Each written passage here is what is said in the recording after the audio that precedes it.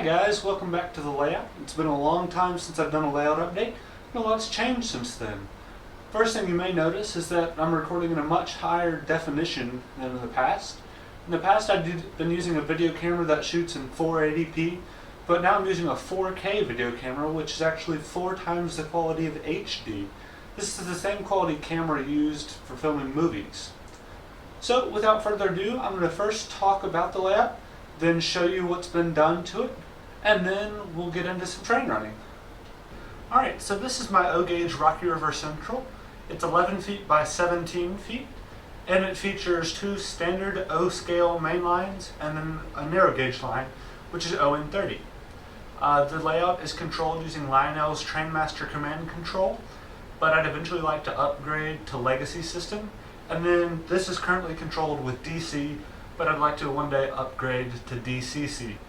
When the most recent layout update I did was posted, it was just about all Lionel with the exception of some MTH and Williams. But since then, I've really fallen in love with Atlas O. I really enjoy the attention to detail they have in their master line, and you can't beat the value of Trainman line items either, because they're always scale and still feature separately applied details, and all Atlas O products are genuine to the prototype with road-specific details. That being said, I still have a good number of Lionel items, and most of my locomotives are from Lionel. I do have a few Atlas O and MTH locomotives, but most of my locomotives still are Lionel. I do like MTH's Premier Line and buy some of their products occasionally, but most of the rolling stock I've been purchasing in the past several years has been Atlas O, with the exception of some Lionel and MTH. I have between 200 to 250 pieces of equipment in my collection, ranging from steam to diesel to electric locomotives, as well as freight and passenger cars, and other assorted miscellaneous items. I got my start in O-Gauge model railroading with some of my grandfather's trains, including this 1952 Hudson and this 1941 262, both from Lionel. Those are from my grandfather's, and they were passed down to me by my father, and that got me hooked. Although my layout is set in the present day, it features models from all eras. I like to run lots of vintage equipment on my layout, such as the steam locomotives and passenger trains seen here, as well as the modern equipment. When I'm not running my modern trains, I like to take my pre-war and post-war trains for a spin, but I haven't been able to do that as much lately because most of the trains I run now are pretty long. In fact, the train you see in the foreground is over 15 cars long, and so it takes up a lot of space to put on the walls, especially considering that most of the post-war and pre-war trains I run are only about 4 or 5 cars long. Throughout the train room, you'll see these train racks on the walls. These were built by my grandfather and myself for displaying my trains and holding them when I'm not using them on the layout. Now, it started out with just the one you saw over there on the far wall, and then over time we had to expand as I got more trains. Now, I'm actually currently out of space. In fact, I've got the layout and racks at full capacity, and so I have to store some of my trains in the closet when I'm not using them. Construction of the layout began in 2006 when I was in 3rd grade, and it got pretty well completed until 2010 when we moved into a new house, and the majority of the scenery had to be removed, and the layout had to be cut up into about 10 sections. Now, at the time, the layout wasn't as big as it is now.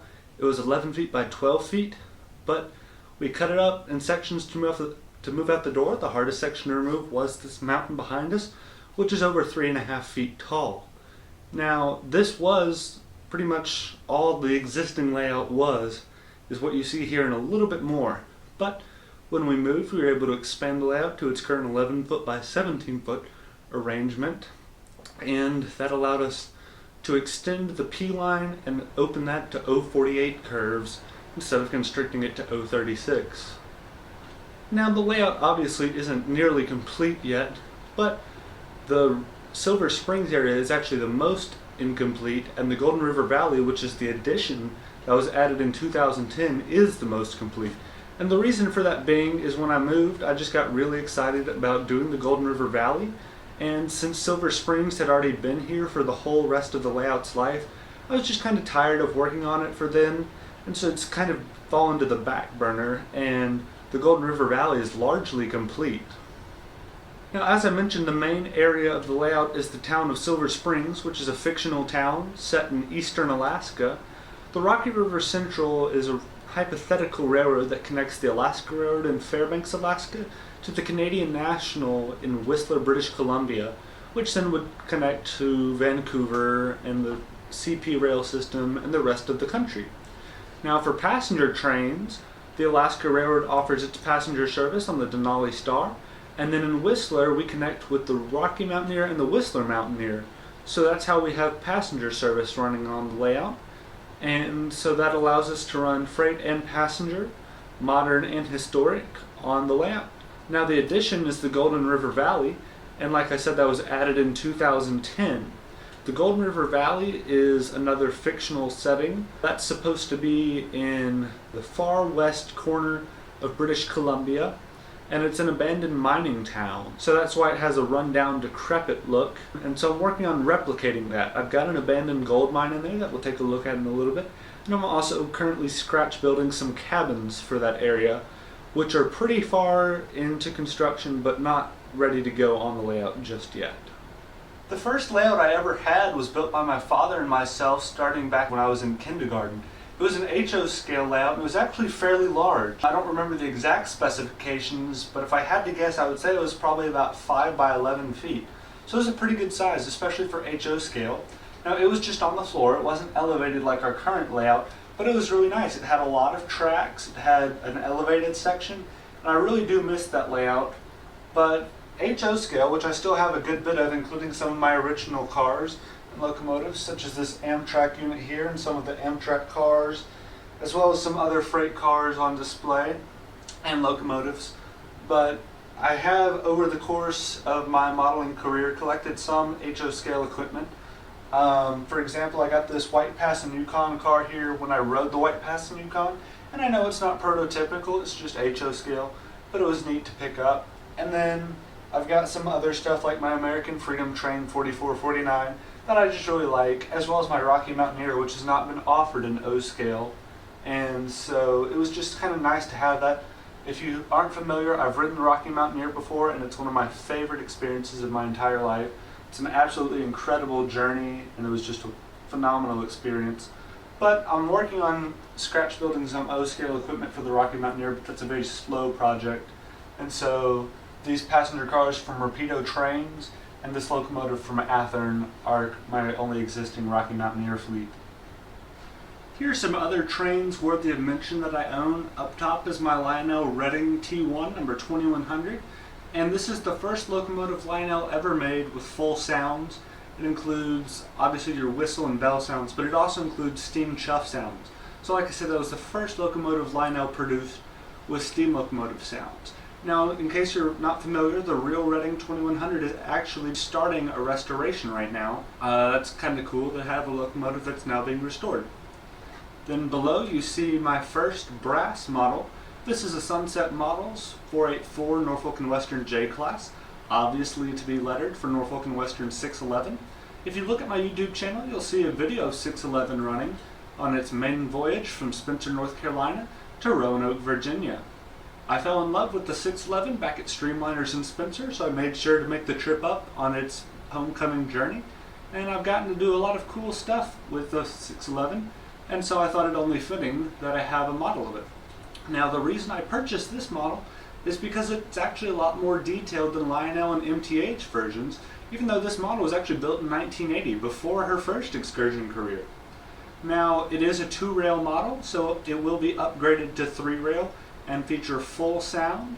That's definitely a work in progress. Like I said, it will be converted to 3-rail, but I'm not exactly sure what we're going to do about the electronics. I've been doing a lot of debating on that, whether to just put in Legacy or DCS, or try doing battery control, and that's something I'm seriously looking into. With a tender as big as it has, it's a very good candidate for battery controlled RC operation, and that would by far be the most affordable thing to do. I've got a good friend of mine who works at a hobby shop.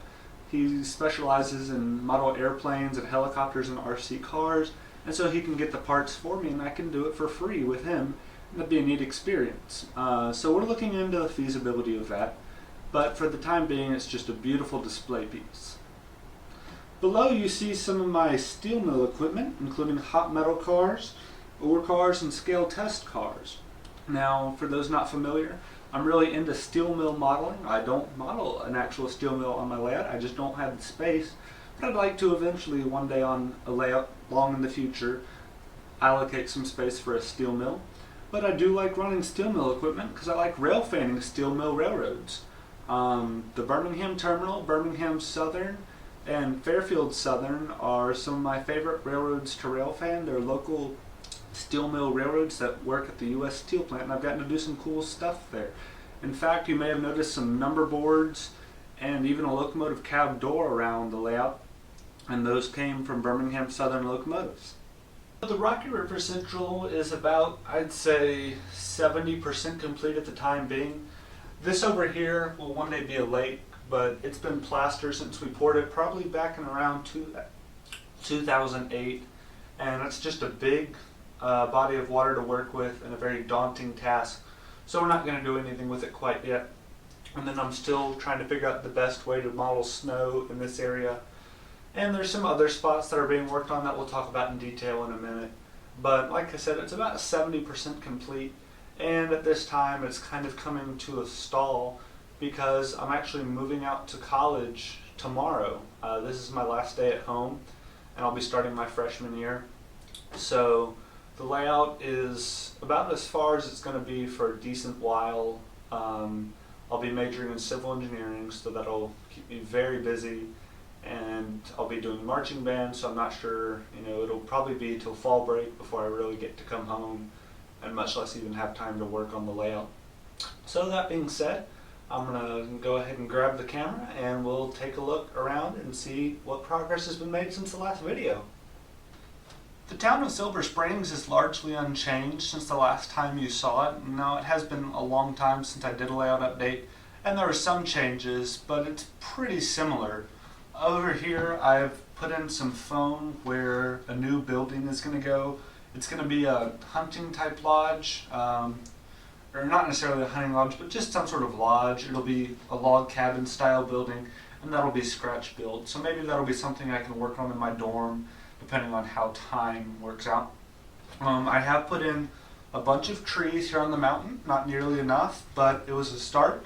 The majority of these are from an economy pack I bought from JTT, and they're snow covered, hence the snow scene, and they're not super detailed, but like I said, it's an economy pack, and this is the farthest part of the layout from the viewers generally, because they're generally where the camera is right now.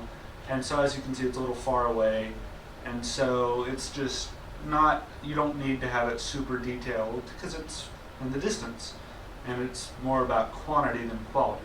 Now, in the last video you heard me talking about grass for the layout, and I bought 5 gallons of burnt grass from Woodland Scenics. This is fine turf, and it's a lot of grass, but it's a big layout, and I can use the grass in the future, and it's covered all the way out so far, and I've had to get rid of some of the grass and reapply it, and I've still got plenty. So I think it was a very wise decision to just go ahead and buy in bulk. A lot cheaper and more convenient than buying a bunch of the little shaker bottles. Now over here, this is by far the most unfinished scene on the layout. Like I said, this is going to be a lake, and it's just been the bare plaster for a long time now. And that's because of several reasons. First of all, it's going to be a lot of water to pour. And secondly, I've now realized that there's way too much texture in this bottom. As we'll talk about in a few minutes, I've since learned how to do water the proper way, and you really need your lake bed or river bed to be pretty level, and it's all about an illusion of depth. And then right here you see the narrow gauge line isn't complete, but we'll get to that in a minute. This corner of the layout is pretty much as done as it's going to get for a while. As you can see, it does need a little work to help hide that seam where we did an extension to allow for the 048 curves. And we've got to do some work over here at the base of the elevation. By the way, this track is super elevated through the curve, which is nice for running trains at a decent speed. But we've got this dirt road here, and it'll also need to be worked on, and this crossing needs some touch-up work. And these logs are just kind of temporary, something to help fill in the scene. And this water tower may eventually go. Problem is, it's pretty well secured to the layout. It stayed on when we moved.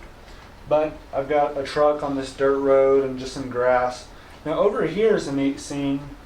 I've got this old Atlas 2-rail Burlington Northern caboose, and I'm one day going to convert that into a little hotel for rail fans like you see in Folkston, Georgia, and what some railroad museums offer, where it'll have beds and couches and a TV in there. And I'll get some figures, and I've got some trees around here. But in the meanwhile, it's just sitting there on a piece of track that I ballasted, an old piece of K-line track. And it looks pretty good for the time being, so I haven't messed with it. Like I said earlier, downtown Silver Springs hasn't changed too much. I have put in this station platform here, and I'd eventually like to either paint it to match the station roof or vice versa. I may just go ahead and just paint both black. I don't know. That's something for a rainy day. But the station area is pretty much the same. There is you can't see it because of the California Zephyr sitting here, but I did make a sign that talks about some of the trains that stop at the station, which is pretty cool. Then back here is the Alaskan Mining Museum, and this is a neat little scene. I eventually need to get some more people to populate it, but it's got this old Atlas O kit that was found on just about every O-scale layout, and it needs some work, but the way I achieved that wood look is I just took the bare plastic, didn't prime it or anything, and just put real wood stain on it. And because it wasn't primed, it varied the color that ended up being on there. Now I do have some JTT lodgepole pines, which are very realistic trees. That is the most realistic lodgepole pine I've found on the O-scale market. Problem is they're about $10 a piece, then the 2-pack is $20. And I've got some additional stuff over here, kind of mining related construction equipment and work going on. Let's talk about the narrow gauge line for a minute. As you can see here, I've got some Bachmann Spectrum ON30 equipment. I've got a 280 consolidation, 2 passenger cars, a Rio Grande gondola, and 2 box cars. I painted the 2 box cars just an oxide red. And then I've done a little bit of paint work to the consolidation, adding the white walkways and some other accents. But other than that, most of my narrow gauge stuff is pretty stock as of right now. I'm scratch building a couple cars for the narrow gauge line, but that's the great thing about ON30 is it doesn't have to be super realistic, because it's not necessarily based on a particular prototype in my case. Back in the day, my ON30 line was just an HO scale loop of track that I used to run the HO scale equipment I showed you guys earlier. But as I got more into realistic modeling, I decided it was time to save the HO scale for just a loop of track on the carpet and display on the wall, and have ON30 trains here. And so I've rebuilt this line, and this is all new flex track, and I put 2 sidings in, one where that Gramps tank car is back there, and then the one where those Bachmann cars are sitting right here. By the way, that Gramps tank car is from San Juan Model Works. And then, so the track comes around here through a fairly tight curve, but the great thing about ON30 is it makes through that curve, which a lot of HO scale stuff wouldn't.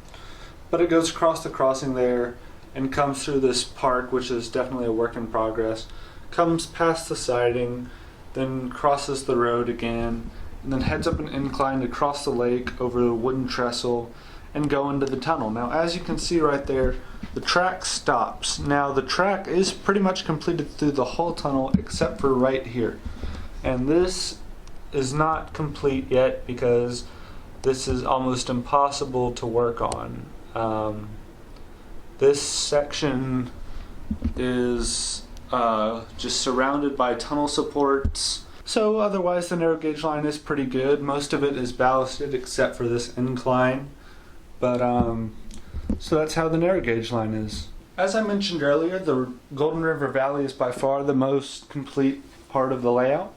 We've got our farm here with the old barn in the background. This barn was scratch built by my grandfather and myself. And we've got this little siding here with some weeds growing in it and an old car sitting there, a grain car. And then we've got this dirt road going to the barn. Now over here you can see that I've got some horses. These are from Aspen Modeling Company. These are some phenomenal models of horses and other people figures, and I've got several of them. These are 2 of the 3 that I've painted so far, and they're just really nice. My painting does them an injustice because they are such phenomenal models. A bit pricey, but worth the money in my opinion. Now over here is where we start transitioning into a more mountainous type scenery on the edge of the valley, if you will. This is the Golden River Valley, and this is the mountains that surround it, and this is kind of an abandoned mansion over here. So we've got nice woods through here, even a little spring right here, and I've got some animal figures. I've got a bear right here, but so that's the mountainous area. And then this right here is, I'm actually able to pick it up and show you guys. This, oh dear, I ripped up a tree. But this is a mountain, a rock outcropping, I should say, can't talk, that I'm working on. It's not complete yet.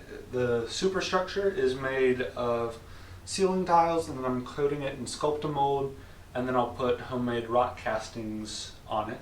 I make my rock castings out of crumpled aluminum foil. After using the Woodland Scenics ones for a couple of years, I realized that the same 3 rock castings are on every single layout ever built, and I was tired of seeing the same rocks. And you can get a phenomenal effect using aluminum foil. It just takes some practice and time.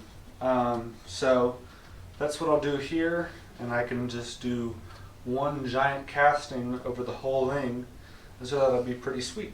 Speaking of rocks, here's one right here. You can see that I made myself. Didn't do the best job staining it around the base, but it turned out very nice. I'm very pleased with it. It looks great, especially with this tree right here. This is another JTT tree that was very expensive, about $30, but it looks great with this rock casting, and I'm very pleased with the way it turned out. Here's the most recently completed scene on the layout. Well, I say completed, the most recently done scene. It's not anywhere near complete yet, but it's presentable. And in fact, the reason the layout looks so nice is we just had an open house for my grandparents' 50th anniversary, and so a bunch of people came and saw the layout, so I wanted to get this looking nice. I'll post some pictures right now of what it looked like in the construction stage, but all this grass and trees are temporary, and I need to do another pour of water so that it'll have some nice color to it. I'm using Unreal Details magic water, and it turned out really nice, but it ended up being a little clearer than I was hoping. I mean, you can see the bottom perfectly, which makes me happy that I used real dirt and rocks, but I do need to get that water a little murkier, that way it's a little more realistic, and I'll need to add waves and ripples. But for the time being, it's a pretty good looking scene. It's modeled after a fork in a river. Well, it's actually 2 rivers merging that I saw on the Rocky Mountaineer in Canada, and so that inspired me to do that scene. And then over here you can see we've got a pretty big flat spot with a decent incline, and this is where the Golden River Valley Depot will go. I just filled this in for the time being until I can scratch build it. Here's the Rocky River Central team track. I used Hydrocal plaster for the base of it, and it is stained where the tracks are. You just can't see it because there's cars here. And then over here it's just the bare plaster because that's going to be covered with gravel. And then I've got just a little office right here with a Rocky River Central decal on it that I made, just printed off the computer, and it didn't turn out so great, but it works for this. You know, it's at the far end of the layout facing away from people, so it works. And then, like I said, all this grass is just temporary for the open house, and these trees are too. But if you look here, this is the start of the hill going up towards the mountain, and if you see, I've got just cardboard I've glued along here and ceiling tiles on this side, that way I can build the rock castings over it, and that'll be not too difficult of a project, just take a little time and a decent bit of hydrocal, but that'll turn out really nice once I get around to it. You may notice this copper wire here, it actually goes behind the cardboard here and then pokes back up along the top and runs all the way through the tunnel and comes out to the other side over there.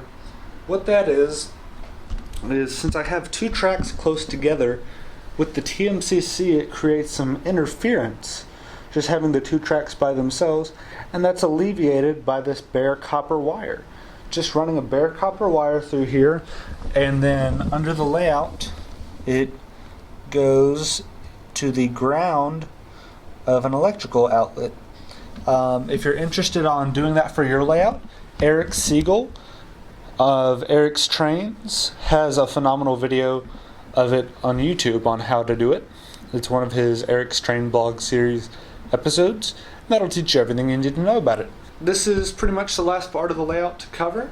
This is the park in Silver Springs. Now, as you can see, it's just grass right now and the road, but eventually I'll add paths and people and trees to it. And then right here, I've got a little scene where somebody's been pulled over by some police officers. I've got, you know, standard Dodge Charger, need to add some decals for that. Then an undercover cop, and then this is just a Chevy Suburban. But then here I've got the MTH, that MTH structure, and that'll be re-lettered and probably become a restaurant. And then this is just a temporary thing to help fill in the grassy area. And then there's that siding with the Gramps tank car. And then I'll also have a small building on that side of the store. But other than that, that about covers the layout. And so now I think it's time to run some trains. Oh, by the way, here's that gold mine scene in the Golden River Valley. I know the camera's having a hard time focusing, but I just took an HO scale wooden gondola and put some dirt in there and painted it gold. It's not the most realistic, obviously, that's a lot of gold, and then I just dug into the ceiling tiles and put some stained wood for the frame, and so it looks pretty nice. It always catches visitors' eyes and they really like that. And there's that spring I was telling you about.